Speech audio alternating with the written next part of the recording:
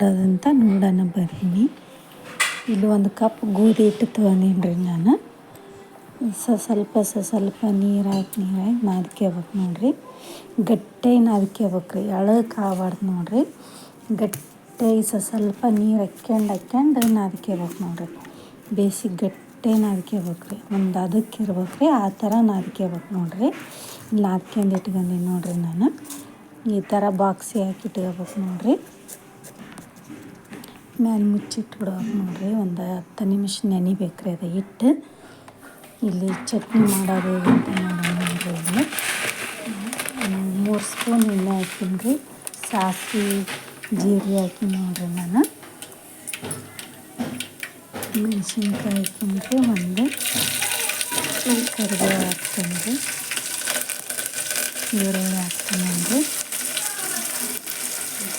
ಈರುಳ್ಳಿನ ನೋಡಿರಿ ಸಣ್ಣಾಗಿ ಕಟ್ ಮಾಡಿ ಇಟ್ಕೋಬೇಕು ನೋಡಿರಿ. ಈ ಥರ ಎಲ್ಲ ಹುರ್ಕೋಬೇಕು ನೋಡಿರಿ. ಈರುಳ್ಳಿನ 1 ಸ್ಪೂನ್ ಅರಿಶಿಣ ಪುಡಿ ಹಾಕ್ತೀನಿ ನೋಡಿರಿ.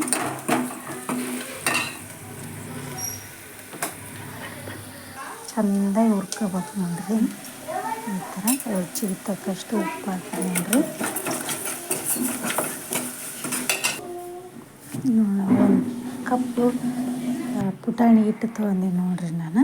ಈ ಥರ ನೀರು ಮಿಕ್ಸ್ ಮಾಡಿ ಅದು ತಣ್ಣಗಾದ್ಮೇಲೆ ಇನ್ನು ಪುಟಾಣಿ ಹಿಟ್ಟು ಹಾಕ್ಬೇಕು ನೋಡಿರಿ. ಅದಕ್ಕೆ ಈ ಥರ ಮಾಡ್ಬೇಕು ನೋಡಿರಿ.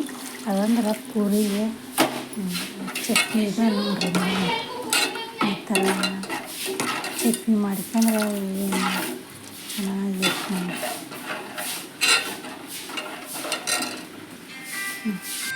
ಪುಟಾಣಿ ಹಿಟ್ಟಿನ ನೋಡಿರಿ ಇದು ಚಟ್ನಿ. ಕೊನೆಗೆ 1 ಸ್ಪೂನು ಸಕ್ಕರೆ ಹಾಕ್ಬೇಕು ನೋಡಿರಿ. ಇದು ಸಕ್ಕರೆನ ನೋಡಿರಿ ಮೇನ್ ಚಟ್ನಿ. ಹಿಟ್ಟು ನಾದಿಟ್ಟಿದ್ನಲ್ರಿ ನಾನು. ಈ ಪೂರಿ ಲಟ್ಸಿ ಅಂತ ನೋಡಿರಿ. ಗೋಧಿ ಹಿಟ್ಟಿನ ಪೂರಿ ಆರೋಗ್ಯಕ್ಕೂ ಒಳ್ಳೆಯದ್ರಿ.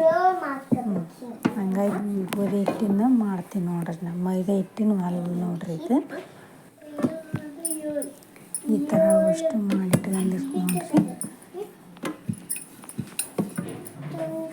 ಮೈದಾ ಹಿಟ್ಟಿಂದ ಆರೋಗ್ಯಕ್ಕೆ ಒಳ್ಳೇದಲ್ರಿ ಅದು. ಮಕ್ಕಳು ಪೂರಿ ಮಾಡು ಅಂತಂದು ಕೇಳ್ತಿರ್ತಾರೆ. ಈ ಥರ ಗೋಧಿ ಹಿಟ್ಟಿನ ಮಾಡಿಕೊಟ್ರೆ ತಿಂತಾರೆ ನೋಡಿರಿ. ನೋಡಿರಿ ಎಣ್ಣೆ ಬಿಸಿ ಮಾಡಕ್ಕೆ ಇಟ್ಟೀನಿ ರೀ ನಾನು. ಒಂದೊಂದಾಗಿ ಬಿಡ್ತೀನಿ ನೋಡಿರಿ ಎಣ್ಣೆ ಒಳಗೆ.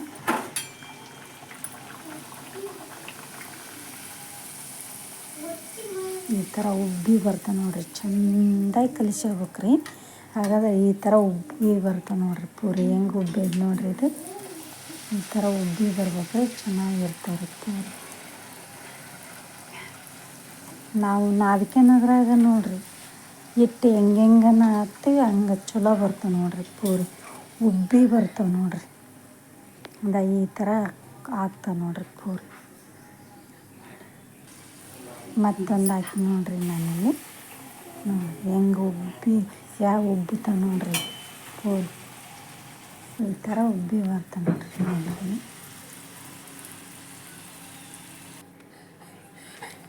ಪೂರಿ ಚಟ್ನಿ ರೆಡಿ ನೋಡಿರಿ. ಇದು ಪುಟಾಣಿ ಹಿಟ್ಟಿನ ಚಟ್ನಿ.